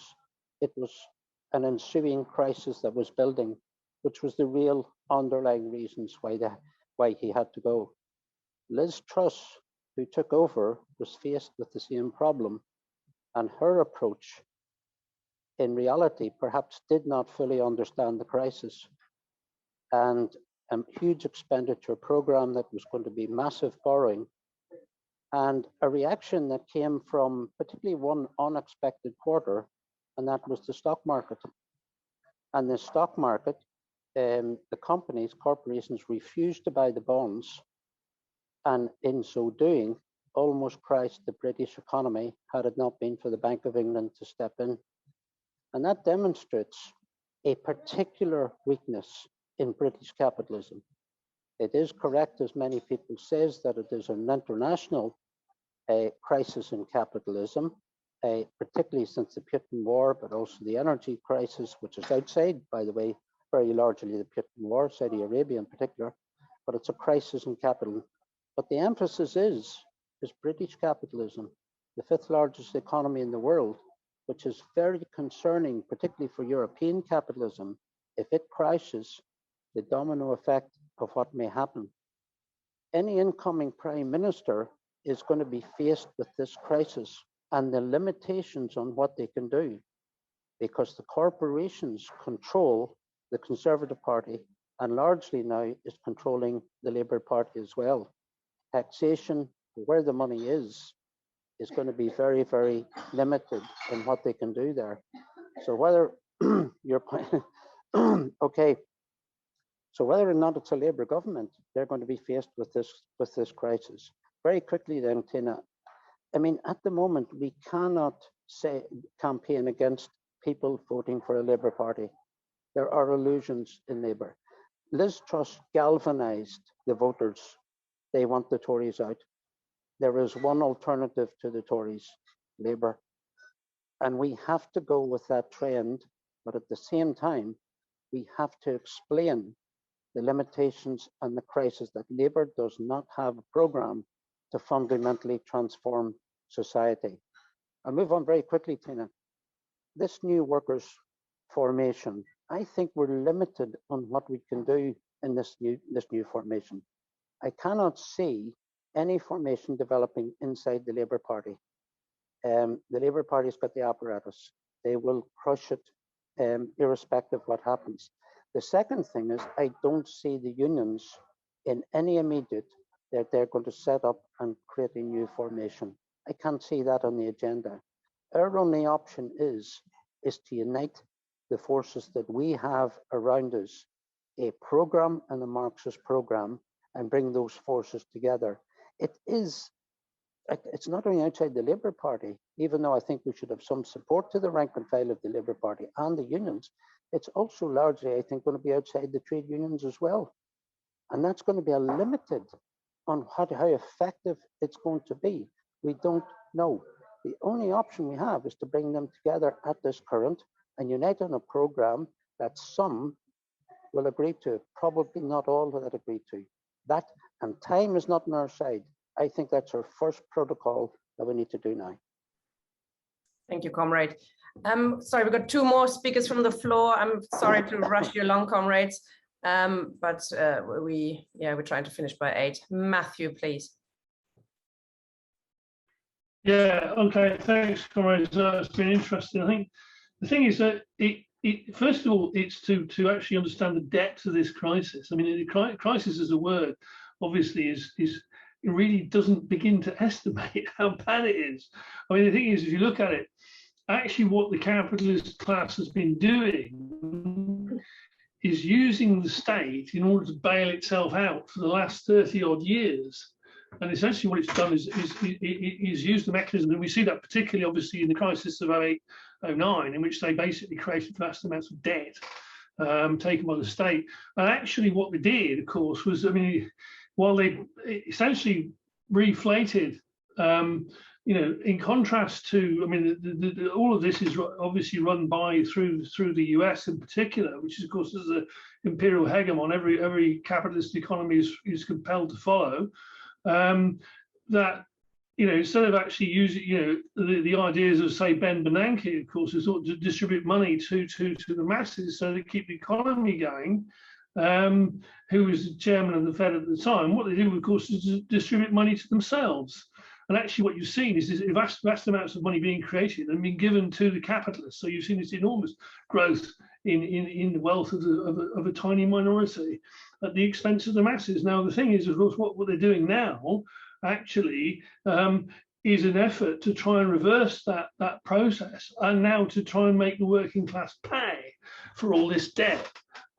Which is why I say that the program of the Bank of England and of course the US Fed is to start selling some of that debt, because obviously that then makes it makes it real. And at the same time, of course, in order to squash the working class, what they're doing is jacking up interest rates. Which is, I mean, openly stated by Jerome Powell, who's now the chairman of the Fed. So, we need to keep wages down. We cannot have a rise in wages along with inflation. So essentially what they're saying is that we want to squash down the living standards of the working class, not just here, but everywhere. So that is the thing, that actually it's part of both the rapacious nature of the capitalist system, plus, of course, their own crisis driving it. And also at the back of that also is war. The fact they actually are running a European war with the potential of the Third World War, and this is the problem you've got. And none of that, of course, none of it is capable of being solved by either Truss or the Labour Party. And you can see, I mean, it's in some ways it's a seminal event that actually a G7 country has now been forced to reverse course and got rid of its political leadership because of action by the markets. Which, I mean, obviously are actually not particularly markets, really. So does that, the question is then, okay, what you're seeing is an unraveling of the Labour Party as well. I mean, because the Labour Party essentially, its function actually is to in many ways is to ensnare the left and to maintain neuter it. So what it's now doing, of course, is because it can't afford that anymore, is to expel it. And the question really then is to organise that left.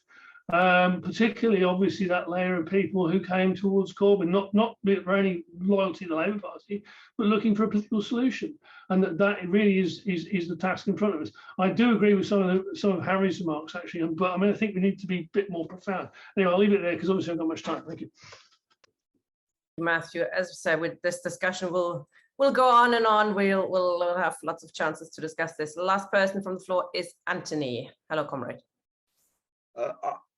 I think the fundamental difference with Phil is you have abrupt turns in policies. That's the nature of the epoch, Trotsky said. And there's a profound crisis. There's been a profound abrupt turn since the 2008 financial crisis in Scotland from 2010, UKIP, Weiser, Corbyn, Labour again, the base in 2011, all these abrupt turns.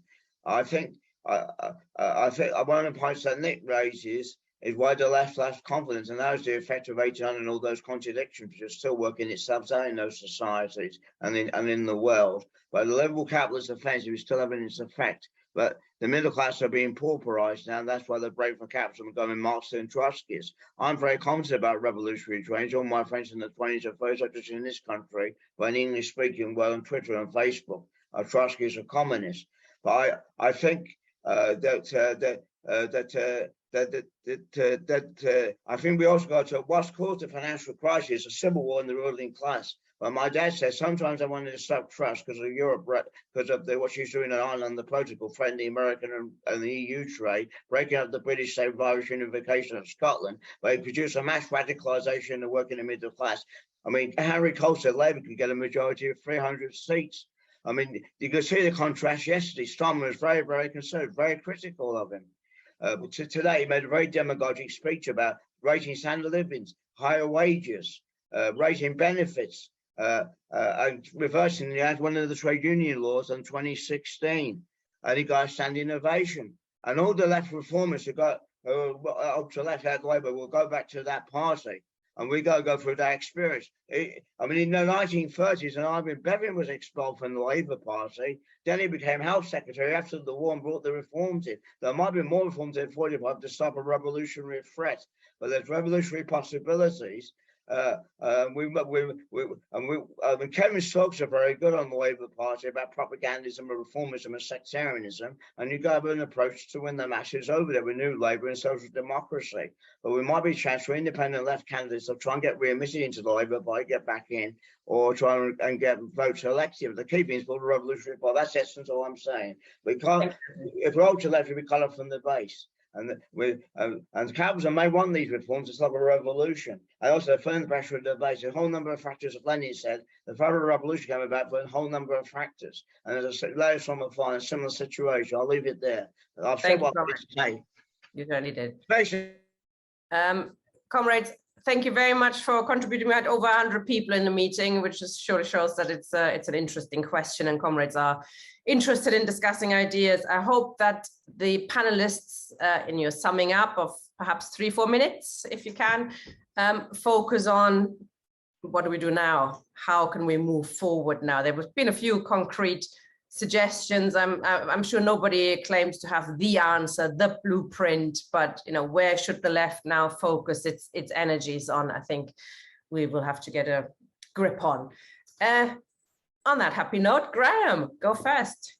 Well, Tina, I'd like to do the exact opposite of what you asked me to do, which is and actually for once, not concentrate on the immediate, but talk about the issues which I'm really concerned about, which Kevin raised and Nick raised, about the need for a mass Marxist party. Now, let's be clear. I'm a Marxist. I'm been all my life. I've never hidden it. And yet, why is it that I always talk about the Labour Party, or if not the Labour Party, an alternative mass party of Labour? Comrades say, and very close comrades, what about a mass Marxist party? Not necessarily just a wing of a broader party. They did it in Russia. I want that, a close comrade said to me. Well, so do I. But comrades, it isn't a question of just what we want, but how and in what circumstances this can ever be achieved. And why, let's be clear, we have never got remotely near to achieving a mass Marxist party in this country. The failure to build a mass Marxist party in Britain, and that includes even the early Communist Party before it became Stalinized, is not through a failure of will, or because Lenin and Trotsky were better Marxists than any of our Marxist leaders in this country, but because of different, opposite historical conditions. Let's be clear, if Lenin and Trotsky had to operate in Britain, they could not have been qualitatively more successful. The root is the relationship, the balance of forces between the two primary classes in society, the bourgeoisie and the proletariat. In Russia, which is, we are told, is our model, and in some ways, of course it is, the bourgeoisie developed so late, was so weak, it couldn't even carry out its own revolution. Now, this didn't mean for a moment that Marxism was automatically strong, but the terrain allowed for the possibility of a strong mass Marxist party. But it still had to be fought for. And at the critical moment in 1917, Lenin had to wage war on the old Bolsheviks with his April theses, coming over in practice to Trotsky's theory of permanent revolution. Had he not done this, the revolution would have been crushed in bloody reaction. If you read Zinoviev's history of the Bolshevik Party, you might think it was the Bolsheviks planted their flag of Marxism and the masses flocked. It's a myth, comrades. The Bolsheviks only succeeded in ceding power, even in Russia, by working within, fighting within the Soviets, the united front organs of the working class. That's what they were. In Trotsky's words, the Soviets were the highest form of the united front. So in Britain, such opportunities to build a Marxist party in advance, I say that caveat, in advance of a revolutionary situation, were not and were never remotely possible. The Labour Party is a product of history, the early slow growth of capitalism, the trade unions creating the party, the opposite of what happened in Russia and China for that matter.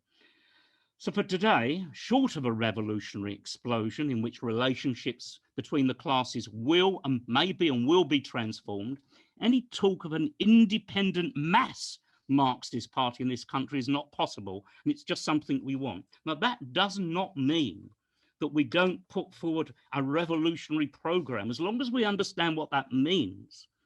It doesn't mean to say we always put forward a maximum program, revolution, revolution, communism. No, we have a kind of transitional method, starting from the living struggles of the working class at this moment and putting forward a program that it inexorably leads our movement to facing the question of power. Who rules?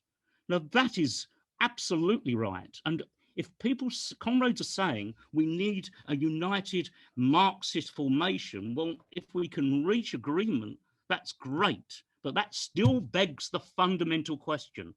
What is the relationship between that Marxist tendency and the broader movement?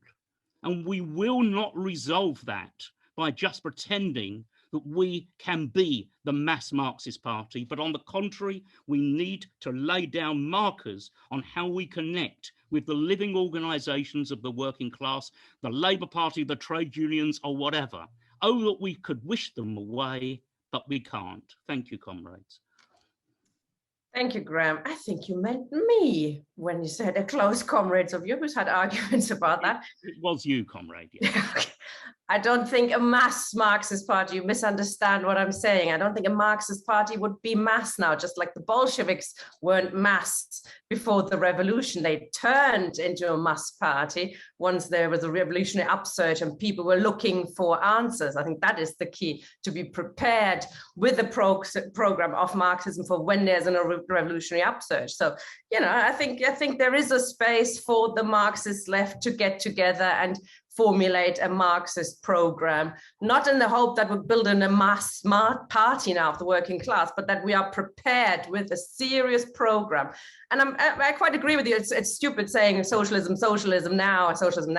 But unless you say the demand for socialism has to be in the program somewhere, you're going to get lost. You're very likely to get lost on the path, you know, where it just has minimum programs of this or that. The demand for socialism surely has to be in every program that we advance, and the demand for revolution. Otherwise, as I say, I think we are in danger of getting lost.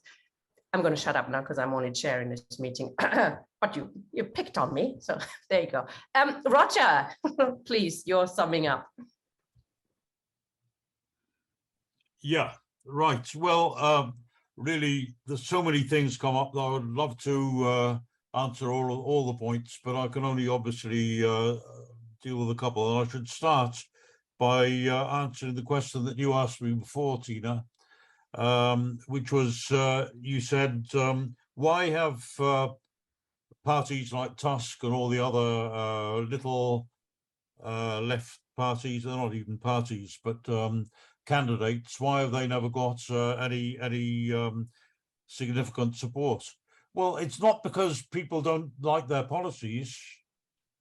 When Corbyn put forward a policy of a true, not a revolutionary program, but of major nationalizations and so on, there was in 2017 he gained 3.5 million more votes than the previous than Miliband got in 2015. It was a complete reversal of all the apart from in Scotland, of all the votes that had been lost by Blair in the new Labour years, and even in 2019, let's destroy this myth that 2019 showed that socialist policies weren't acceptable to people and so on.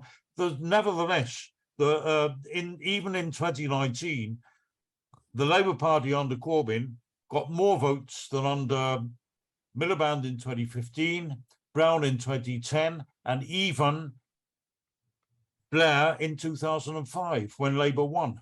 So among the youth particularly, according to quite trustworthy and sober polls and so on, among the youth, 70% have said, that's of under 25s, have said that they support socialism. They may not know quite what socialism is, but that's a very significant figure. And now, so why didn't Tusk and so on, why didn't they get anywhere? Well, because whether it's Tusk or Galloway, or I'm afraid Chris Williamson, or Arthur Scargill and so on, some of them charismatic figures and all the rest of it.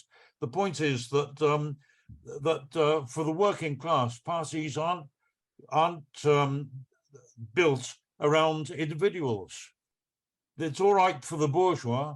They can, you know, somebody like a Nigel Farage can pop out of nowhere, and because he's got the support of large sections of the press and the media, and because he's got the support of at least a few billionaires behind him and so on, it's easy for them to create parties out of nowhere. But the working class doesn't move like that. These pop-up parties will get nowhere, because you don't start a workers' party by one individual saying, "Here I am. I think we need a left party. Here I am. I'm your leader. Can we? I'm advertising now for a rank and file to come round me." That's not the way. The Labour movement. That's why we're calling on the Labour movement. That's why we want to start a campaign in the Labour movement for a workers' party, which is absolutely a dire necessity in this time of crisis. The reason why we're doing that is because the Labour movement creates its own parties. It doesn't flock to the banners of individual eccentrics. And as for it has to be a Marxist party, of course, I'm a Marxist, as you know, Nick. That's absolutely, but we can't impose that. The point is, we argue within a democratic framework of that mass party that the workers will create, and we argue and we campaign for Marxist policies.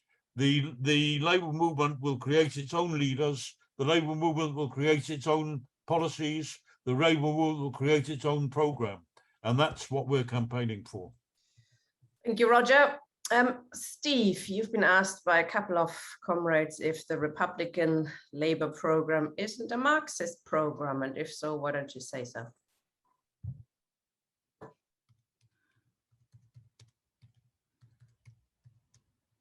Yeah, sorry. So the first thing to say, of course, is that if you don't have a science, if you don't have a scientific analysis of how the world works, I don't think you can develop an understanding of the program that you need.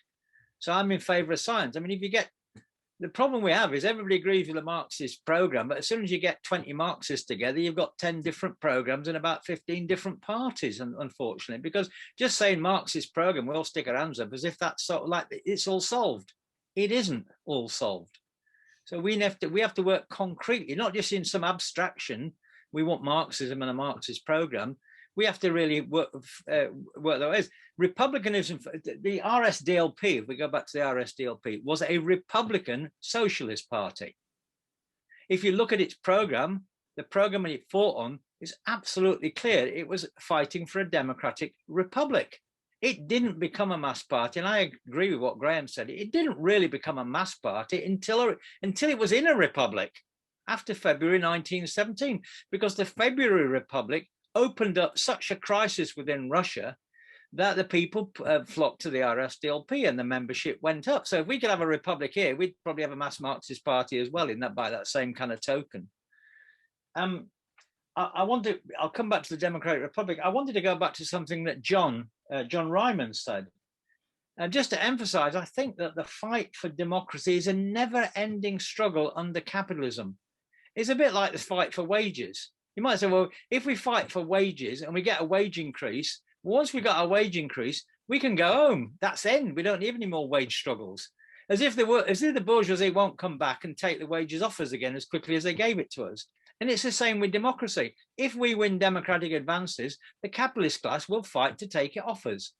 So the struggle between democracy, fascism, all these things, it's a continuous struggle. And in America, if we take the parallel, because that's what I think is interesting about John's contribution, in America, they've obviously got a crisis of democracy. We got the appearance of fascism in the form of Trump towards the end. And it's not possible just to say, well, it's either fascism or the rotten American republic that they've got. That's the only kind of thing that's on offer. If the socialists want to fight for democracy in America, they need a different kind of republic. They need to advance an alternative idea of republicanism to the federal, the antiquated federal republic that the American, with their I don't know 52 states doing all the things that they do, the complete nonsensical system. So if socialists in America, they need a Republican program, even if you're in a republic. Now I was asked, well, what do you mean by a democratic and social republic? Well, I think the first thing I'd like to say is it's much better to say that it is the democracy coming from below, the sovereignty of the people, democracy in the workplace, democracy throughout the institutions of the state, including things like a citizens' militia and things of that type. Consistent democracy is a good idea. But the fact of the matter is that people will have different ideas about what we mean by a democracy. Tony Benn had a program for that. And that was an idea that many people would rally to. The Paris Commune had another version of a democratic and social republic. You could say that the workers' councils were another version of it. So really what's going to happen is there's not like the blueprint. People will fight over it. And the struggle, the republic is not a fixed thing. Okay, let's call it a process, not a fixed thing. If the king abdicates and they call it a republic, that doesn't really mean it's much of a republic. But what would begin to happen is that people would start fighting over what kind of republic it was going to be. So anyway, I'll stop there, Tim. But let me know one thing. Just my last point. I'm arguing that we're in the epoch of a degenerated social monarchy. It's an epoch, and we're going to remain stuck in that epoch, in a quagmire of putrefaction, the perfect environment for the viruses of racism, sexism, anti-Semitism, English chauvinism, and fascism to grow. And republicanism will be about draining the swamp. The democratic republic is needed, but we're not ready for it yet because there's no class yet that wants it. It cannot be born because it's not in the consciousness of enough people, and there's no political Republican Party, there's no political program, there's no political organization. So the gap between what we need to do in democracy and what we're able to do at the moment is still far too big. We still remain stuck in the quagmire. Thank you, Steve. Kevin, then. We are running a bit late. Sorry, comrades, we finished by 10 past the latest. Okay, well, I will stick to time. I'd like to thank everybody for their contributions and questions, and like everybody else, I'm sure the discussion will continue. I think what's been good this evening is that we've got to some quite serious and actually quite basic points. So we're not really just arguing about organizational forms, but actually about some quite fundamental political questions. And, I'm sure that this discussion is going to run and run. Whether it's the same for comrades, I do plead for the good health of the audience that maybe other comrades can join in at various points, but that's fine.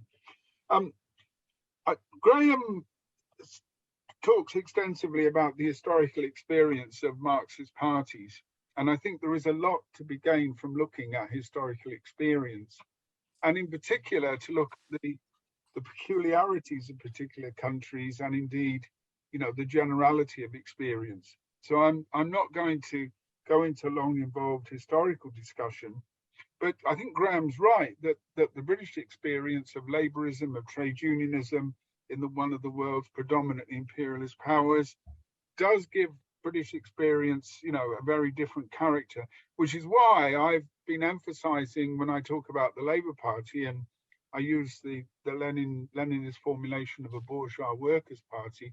The Labour Party is a very different party, and that's why I think we can't either ignore it or in many ways abandon it. There are still a lot of socialists in the Labour Party, and it still is a site for struggle. And I think it will take on that form in the event of a Starmer election. So orientation towards it, I think, is important. But likewise, the experience of the Russian Revolution occurs in a very different society, and for some of the reasons that Graham indicated. But there are across there are across Western and indeed across Europe as a whole and other developing societies examples of mass Marxist parties, and both in the late 19th century, but moreover in the 20s and the 30s, and also the experience of some of the colonial and the former colonial countries. You know, comrades have talked about Sri Lanka, and I think there's a very interesting set of experiences there about Marxism. You know, not always positive, but certainly things that we can learn from.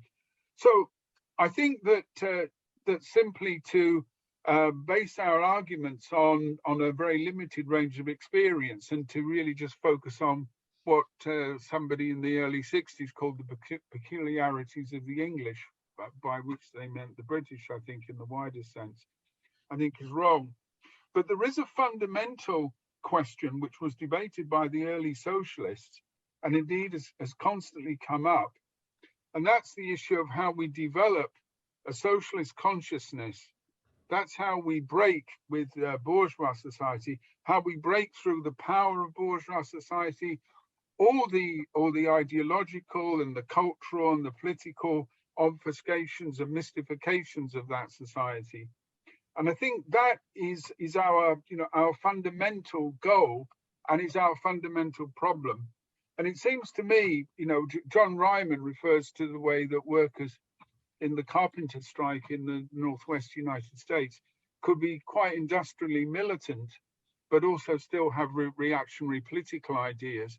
So I think that's an example of where merely working on industrial militancy or campaigning and not developing that wider consciousness, and indeed programmatically seeking to do that organizationally and programmatically, is a mistake. It shows that the sort of movements of some comrades, I don't think it's necessarily been raised here, but many other comrades in the movement at the moment are putting great store on things like enough is enough, or don't pay, or even the upsurge in industrial struggles. Now, those will throw up groups of workers who want to challenge the system, but unless there are organized Marxist currents, unless there are people putting forward a program pointing to the future in the way that Nick Rack has described, then I think it's going to be very limited. It's going to simply reproduce left forms of laborism.